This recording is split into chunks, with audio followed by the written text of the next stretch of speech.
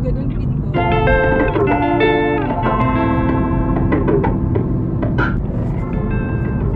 Hi! Pauwi na kami ng Bicol kasama ang mga dugi.